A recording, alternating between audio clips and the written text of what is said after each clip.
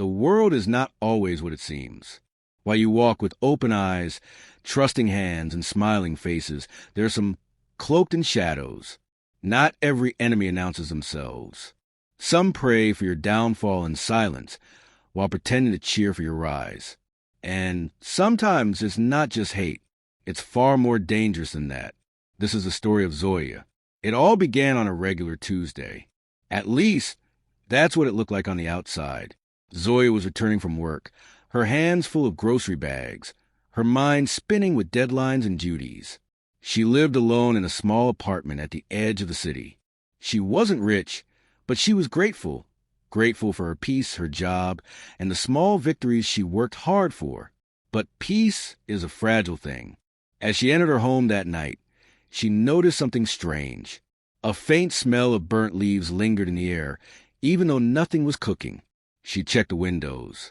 All shut. She shrugged it off as a passing scent from outside. But that night, sleep didn't come easily. She kept tossing, eyes wide open in the darkness, heart racing for no reason. The next day, things started slipping out of her hands, literally and figuratively. First, her coffee mug shattered without warning, slipping from her grip, though she swore she was holding it tightly. Then, her boss called her in, accusing her of missing an important client meeting, a meeting she had scheduled, attended, and even taken notes for. But the calendar showed no trace of it. Zoya felt like reality itself was glitching. By the end of the week, her body began to feel heavy. Not tired, heavy, as if something invisible was clinging to her shoulders, dragging her down. She began waking up with bruises on her arms and legs she couldn't explain. At night, her dreams were no longer dreams. They were warnings. A woman in a black veil stood at the edge of her bed, whispering words in a tongue she didn't understand. Her eyes, empty, hollow, and full of malice. Zoya turned to medicine, to therapy, even to meditation. But nothing helped. Then one morning, her phone buzzed with a message from an unknown number. Just one line. She's doing black magic on you. Say this prayer immediately. She froze. Her fingers trembled as she reread the message. Logic told her it was nonsense. But her gut screamed otherwise.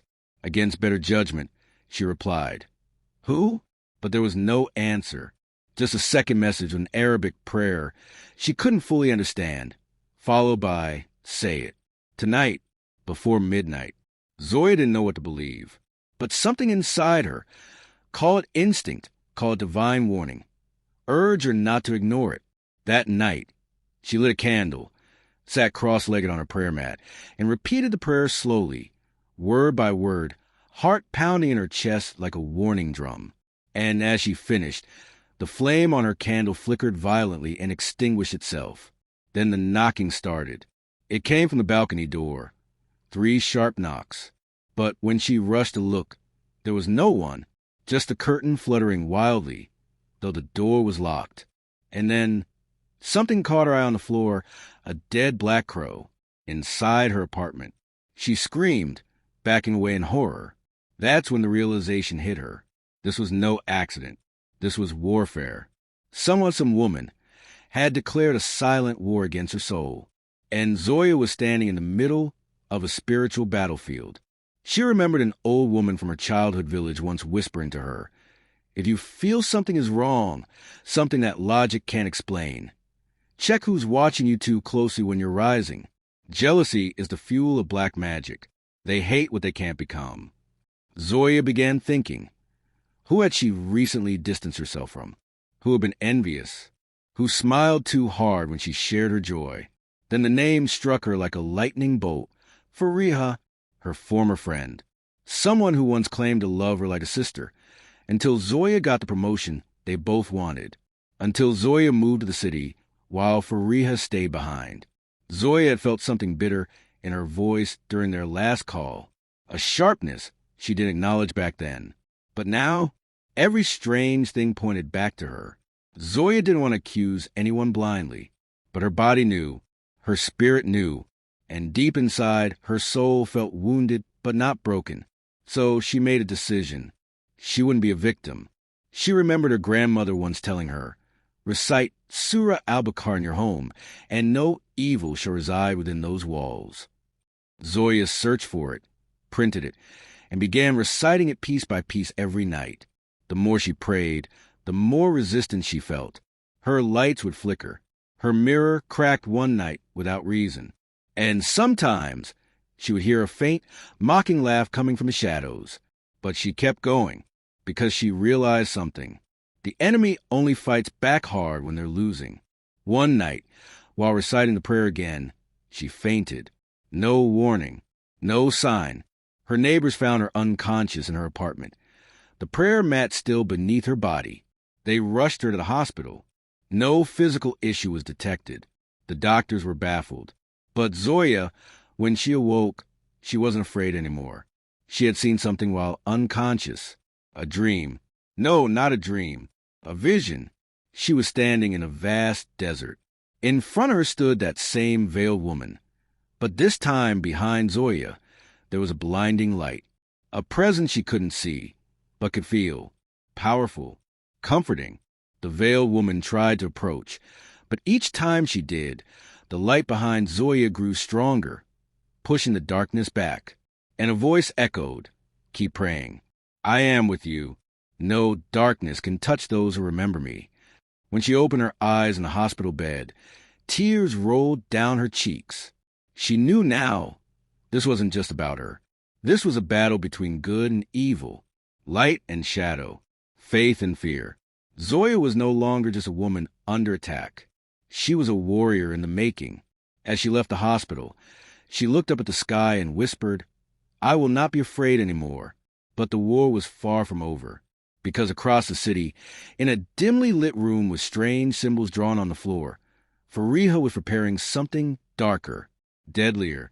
Furious that her spells hadn't broken Zoya, her jealousy had now turned into obsession, and the next strike would test Zoya's faith to its very core. Zoya returned home with new resolve but an uneasy calm. The spiritual war had cracked open a hidden layer of reality she never knew existed. She now understood something most people denied until it was too late. That evil doesn't always wear horns. Sometimes it walks in heels. Sometimes it pretends to love you, and when its hatred is masked as friendship, it becomes poison, quiet, invisible, and fatal. The atmosphere in her apartment had shifted. It felt less oppressive, but far from safe. She kept the Quran open at all times now, reciting verses daily and playing Surah Al-Baqarah through speakers at night. The weight on her chest lessened. The whispers at 3 a.m. began to fade, and the flickering lights grew still. But peace was temporary. Because when evil fails once, it doesn't disappear. It retaliates harder. One evening, Zoya was about to step out to get groceries when her phone rang again.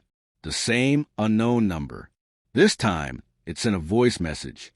A woman's voice, soft, almost musical, but filled with venom. Spoken a language Zoya couldn't fully grasp. The only phrase that was clear, repeated again and again, was her name. Zoya, Zoya, Zoya. Her breath caught in her throat. The way her name was whispered. It wasn't a call. It was a curse. And at the end of the message, a chilling hiss. You should have stayed down. But now, you'll burn with your faith. Zoya stared at the phone in disbelief, hands trembling. Who had sent this? She clicked on the profile. No name, no photo, no info. But deep down, she already knew. It was her, Fariha, and the game had just turned darker. Zoya reached out to an Islamic scholar at a nearby masjid, an old man with deep eyes and a voice that carried weight. She played the voice message for him. His eyes narrowed, and he didn't flinch once. "She has invoked a jinn," he said quietly. "This is not the work of simple black magic anymore. You are being hunted spiritually." Zoya felt her chest tighten. "But why me?" she asked, voice shaking. "Why would she do this? We were friends. Once." The scholar gave her a look filled with both sorrow and steel. When a person's heart is consumed by envy, it turns him into something else. Shaitan whispers to such people, and they listen. They turn their jealousy into rituals, sacrifices, invocations. You must understand, sister, this is not about you personally. It's about the light inside you, your peace, your progress. Your blessings. Some can't stand to see it, so they try to steal it or destroy it. Zoya closed her eyes, silent tears slipping down her face. What can I do? The old man placed a protective hand on her shoulder. Don't fight this with rage. You fight it with remembrance. Recite Ayat Kursi after every prayer. Make wudu before you sleep. Keep your tongue busy with dhikr. Evil feeds on fear and silence, but it cannot survive where Allah's name is spoken. Say this prayer. He handed her a small paper with a dua written on it. Say it every night, before midnight. And never forget, God is greater. Always. That night, Zoya did exactly that. She turned off every distraction, lit incense, and prayed with all her heart. She didn't rush. She didn't whisper. She declared every word like a sword swung in battle. But the moment she finished, her doorbell rang. 3 times. She froze. It was 11:57 p.m. She moved slowly toward the door, her heart thundering, her voice weak but still defiant. Who's there? Silence. She checked the peephole. No one. But when she turned back, her living room mirror was fogged, though it hadn't been touched. And written across it, in reverse, were the words. Still standing, I see. Zoya ran. She didn't sleep at home that night. She went to her cousin's place. But even there, shadows followed. She had nightmares of being dragged into pits. She woke up screaming, her skin freezing cold, though the room was warm. Her cousin, now worried, asked if someone had cursed her. Zoya hesitated, then told her everything. To her surprise, her cousin didn't laugh. She nodded slowly. You're not crazy, Zoya. You're just being attacked for shining too brightly. Together, they reached out to a trusted spiritual healer, a pious woman known for helping victims of black magic. Her name was Hadra Bibi. When Hadra Bibi first met Zoya, she didn't say much. She simply looked at her, then said, She tied your name with a dead animal. Buried it in soil mixed with blood and hair. That's how she summoned the jinn. That's how she sent it to torment you. Zoya gasped, horrified. But I didn't do anything to her. She doesn't want your death, Hadra Bibi interrupted calmly. She wants your destruction, your fear, your isolation. That's how she feels powerful. She handed Zoya a bottle of rookie water and some oil infused with protective verses. You must fight, with faith, not fists. Keep praying. Keep your home pure. Do not engage her. Do not speak her name anymore. Let Allah expose what needs to be exposed. Zoya followed her instructions faithfully, and something began to shift. Her energy felt stronger. She no longer felt crushed under invisible weight. She began to smile again. Sleep returned. The prayers, her armor, held firm.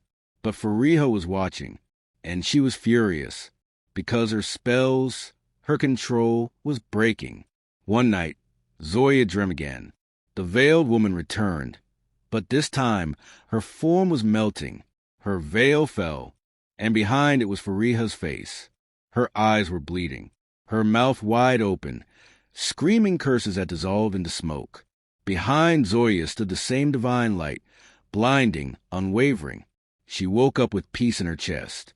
She had seen the truth. God was showing her that he was protecting her, that no matter how dark the magic, the light of prayer burned brighter. But this story wasn't over yet, because Fariha, in her desperation, was about to cross a dangerous line, one that would not just threaten Zoya, but open a door she couldn't close. Back in her home, Fariha stood inside a circle of bones, chanting louder than ever, eyes wild with madness. If I can't break her spirit, I'll break her soul. And as she summoned something far older, far darker than anything before, a wind howled through her room and a voice hissed. You dare call me forth for petty jealousy? Then I will collect what's owed from both of you. Something had entered the world now, and it wasn't loyal to anyone, not even the one who summoned it. Zoya woke up feeling lighter, stronger. Days had passed since the nightmare where she saw Fariha's true face, melting behind a veil of lies. The prayers had become her strength, not just rituals, but shields forged from divine words. Her home now echoed with verses. Her soul no longer quivered at shadows. She could feel it. God was with her. But a chill had settled in the air, quiet and strange. She hadn't heard from Fariha in days. No messages. No strange calls. No cursed whispers through glass or dreams. It should have brought peace. But silence can be far more terrifying than noise. Because silence meant something had changed. And it had. Fariha had lost control. In her desperation to crush Zoya's spirit, she had performed a forbidden summoning. Something far beyond petty spells and jinn manipulations. She called upon an entity whispered about only in the oldest of texts, something ancient, primal, and unchained. The night she performed the final ritual, her room was a battlefield. Candles blew out on their own. The circle of bones cracked. Her mirror shattered even before the wind touched it. The moment she spoke the final incantation, the ground below her chilled like ice, and the walls began to bleed shadows. A voice, deep, echoing from the depths of time, filled her ears. You summoned me. Now, I am free. Fariha fell to her knees. I command you to. You command nothing. The voice laughed. That night, her neighbors reported horrific screams. The next morning, her windows were smashed from the inside. Her door was wide open, and she was gone, vanished, not a trace. Zoya learned of it 2 days later from her cousin. She felt no joy, no victory, just dread, because evil like that never just disappears. It hides, lingers, looking for a new thread to pull, a new heart to corrupt. But as days turned into weeks, the heaviness in Zoya's life lifted like morning fog. For the first time in months, she smiled without fear. She drank coffee without checking over her shoulder. She prayed not just for protection, but in gratitude. She had faced the worst and survived. One morning, as she read Surah Al-Ikhlas during Far prayer, her room felt different, not haunted, but sacred. There was a stillness, a divine stillness. She cried, not from fear, from relief, because it was finally over. But one last test awaited. That evening, Zoya received a package. No return address. Inside it, a dusty diary. She flipped it open and recognized the handwriting instantly. Fariha's. It wasn't a message. It was a confession. The pages spilled secrets like venom from a wound, rituals she performed, names of people she harmed, and at the end, a haunting sentence. I tried to destroy her, but I destroyed myself. I envied her light, but now I fear it. Zoya held the diary in her hands, tears spilling. This was what envy did. This was what hatred disguised as friendship could cause. Fariha, who once laughed beside her, had turned into a vessel of destruction and had lost everything.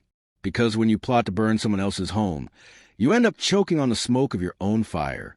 That night, Zoya stood in her prayer room and prayed not for vengeance, but for healing, for herself, for others like her, even for Fariha, because she had learned something powerful. When darkness rises against you, it's not a sign of weakness. It's proof that your light was too loud for the shadows.